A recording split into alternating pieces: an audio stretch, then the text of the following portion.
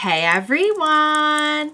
Welcome back. I am back today with more Vinland Saga. You guys, I can't wait to see what is going to happen next. If you're joining me early today, you already know what it means. It means you are one of my awesome patrons.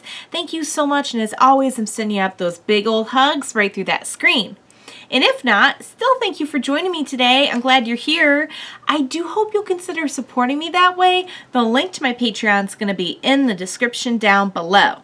So, last time on Vinland Saga, I was kind of surprised we didn't just have the straight time jump from right after Thor's died to, older Thorfinn and everything. But no, we had kind of like an aftermath episode, which I think is even harder in a way than like the death episode, because seeing what Thorfinn was going through to try and survive and pick a fight with these Vikings and just basically have his entire world change and now try to like become this warrior person to try and deal with it was heartbreaking. And it was also heartbreaking to see how Ylva and the mom were dealing with it.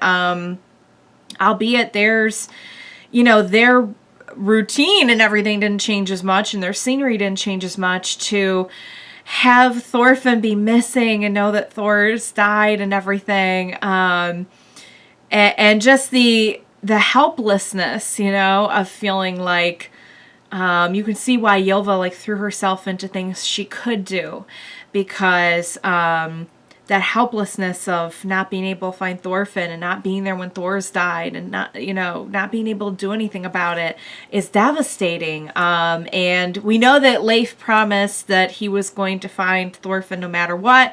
So I don't know. I'm guessing since we're doing a time jump, it takes him a while to find him, because I imagine if he found him, he would have taken him right home. But man, what is he going to think if and when he finds him and he's like a full-on Viking? Also, a couple things about Thorfinn and his journey last episode. Someone pointed out that and I had this glossed over me, so the significance of the dagger, of Thorfinn using the dagger, was really powerful, because we know that Thor had told him to only use it if he absolutely had to. Also, that end scene where Thorfinn makes the agreement to do something great as a Viking, and him even being called a Viking is like the opposite of what Thor's would have wanted. This whole thing is the opposite of what he would have wanted. Just Thorfinn just being stuck out here with Vikings and having to learn how to fight and kill and survive and everything. It's everything he tried to keep him from. So ironic that the act of sacrificing himself that Thor's did to save Thorfinn and preserve all of that ultimately led to Thorfinn making a life very similar to Thor's before he, came to the village and everything and settled down. So just some kind of heady stuff going on here. But it was really sad to deal with where everyone was at after Thor's died. And just seeing Thorfinn so consumed by revenge now that he's willing to join up with them in order to get his battle and finally get his revenge. There's something really tragic about it. It doesn't feel like, oh yeah, he's gonna like take control of things now, and no. And there's just something about it that doesn't feel that gun-ho to me. It almost kind of feels like we're watching his life fall apart, but not in a way where like I'm sad and I want to stop watching. Just in like I feel like the tone they're going for is to show how all of these people driven by violence, the way that Thor's got so tired of and wanted to stop living that way. We now see Thorfinn just kind of living for revenge and going right down that path. So, I guess we're doing the time jump in this one. I don't know. I don't know that for sure. I don't know anything about this episode, but what do you say? We go ahead and find out. Let's get started. Next episode.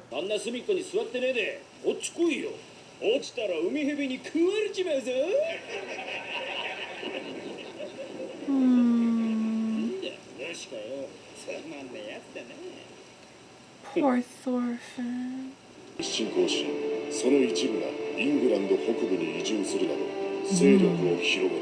Little history lesson here.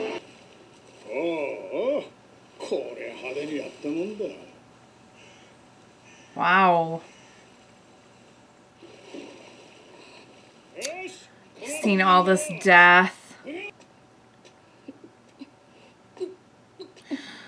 Oh, honey. Oh. Oh, baby. バイキングが戦争に手を貸してんのか。あちこちでイングランド軍との小競り合いが始まってるからな。バイキングも連中を片付けちまおうってわけか。王様の上陸前に。ああ。Okay. 報酬もがっぽりだ。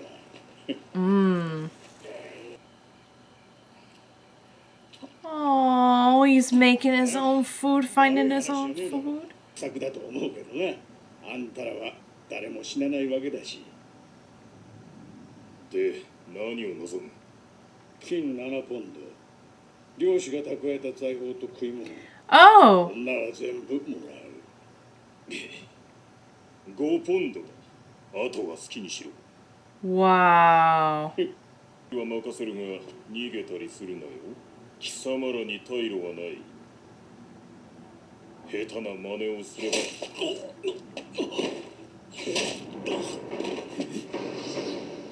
What was that?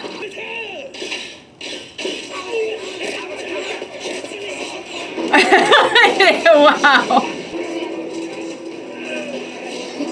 Oh, and Thorfinn's just watching more death. Oh, no, Do not run out there. Do not. No. That's what you should not be doing.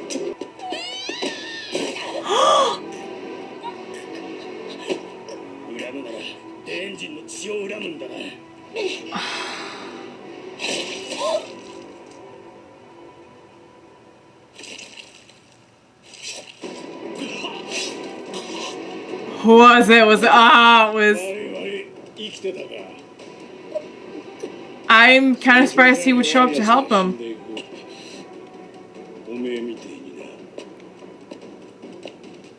Oh, and he's still on top of him. Although he did show up to help him, so. His low center of gravity is actually good in some cases. Oh no.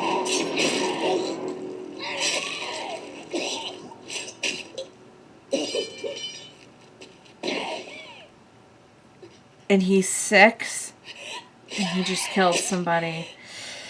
Oh, honey, his childhood is just so screwed. Oh, Thor's would roll over in his grave. I think he feels the weight of it.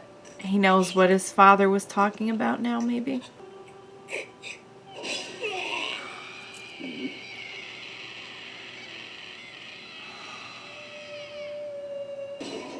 And he keeps on, yep, he's gonna do it more and more now. See, people probably don't expect like a kid to sneak up on him and stuff, so it's probably works to his advantage. Oh, I'm so not crazy about. Oh. He's like, I'm coming for you. Oh man, all this to get that fight with him.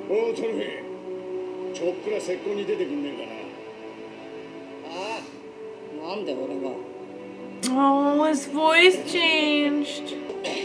So they can send him out first because he's inconspicuous.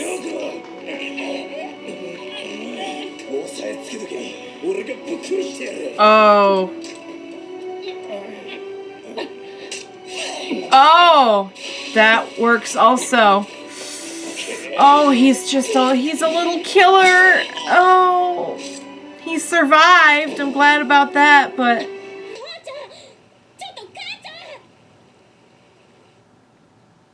Is he really hurt or is he staking something out? Oh no, he's really hurt and they just left him?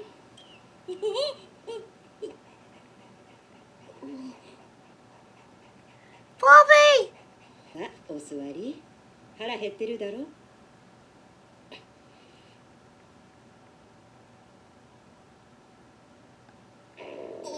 Oh yeah, your tummy is gonna make that decision for you, hon.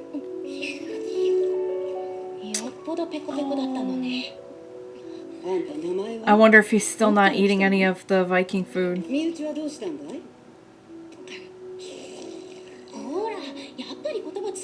So he's maybe like 10 or 12 now? Aww.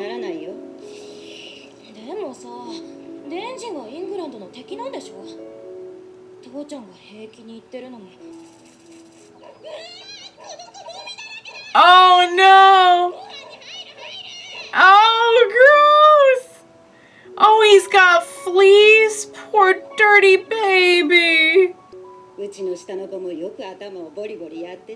Oh, where's her youngest son now? Is he also off in the war? Or? Oh no. From a cold. That's the way things were.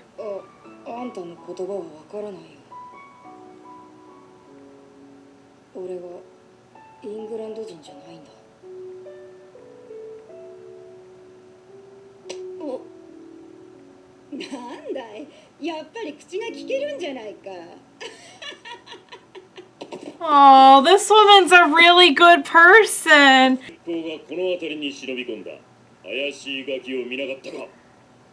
Uh-oh. What's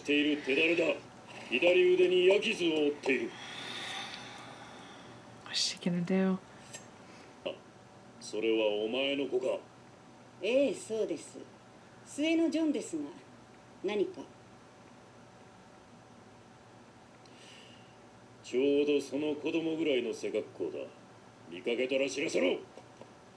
She's a good woman. She doesn't get down with the whole war thing. She thinks people are people.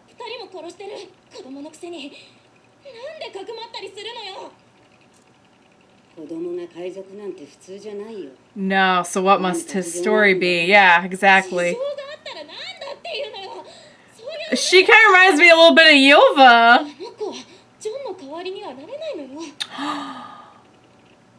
Don't know if you should have said that.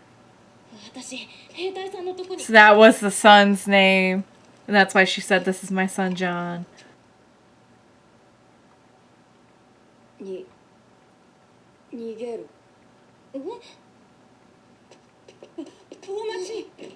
He told them to run. He's about to set something on fire.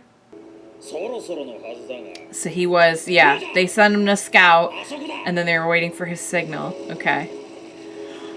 He's not burning their house down, is he? I think he's burning their barn down. Or is it their house? I can't tell. Oh, okay.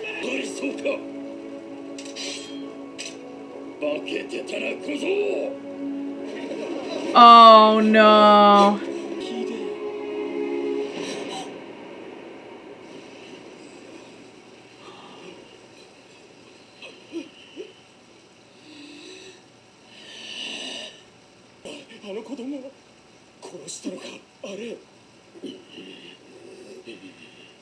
Oh, that look in his eyes. Oh. Oh. Probably the first time he'd... Oh. He was trying to...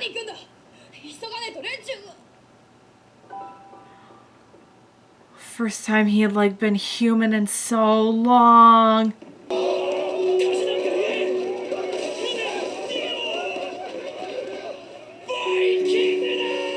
Oh, and he gets to see how everyone perceives him and Vikings in general, but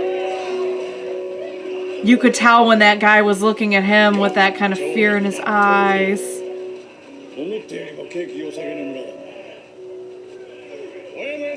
Oh,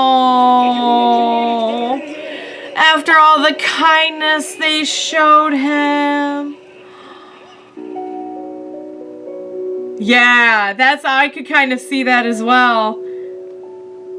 They reminded me a little bit of the mom and Yelva.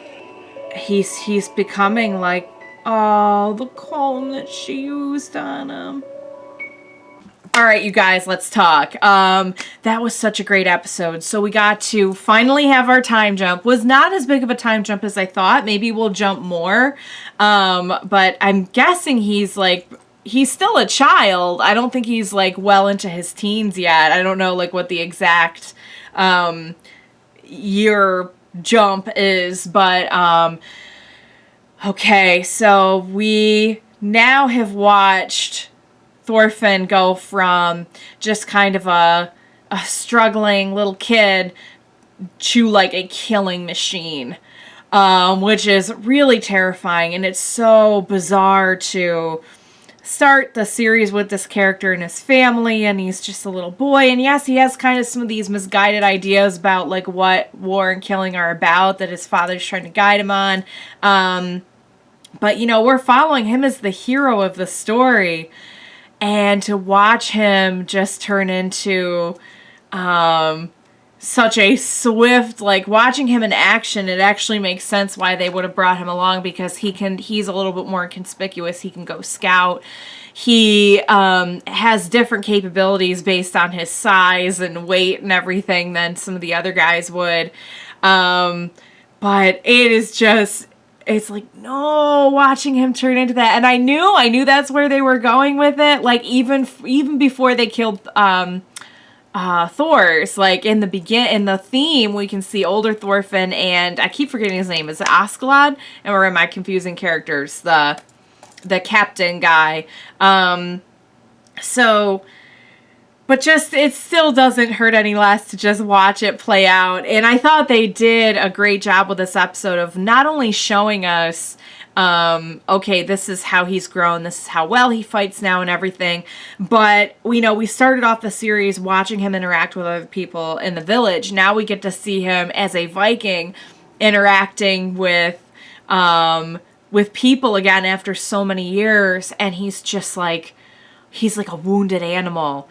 And but I think that they were really getting through to him, even though they were speaking different languages, which I gotta imagine that must be interesting to watch if you speak Japanese, because listening to them, I can tell that like all the characters are speaking Japanese, but since it's subtitled, I'm a little bit more removed from it to think, oh, okay, well, one of them speaking English and the other speaking Danish.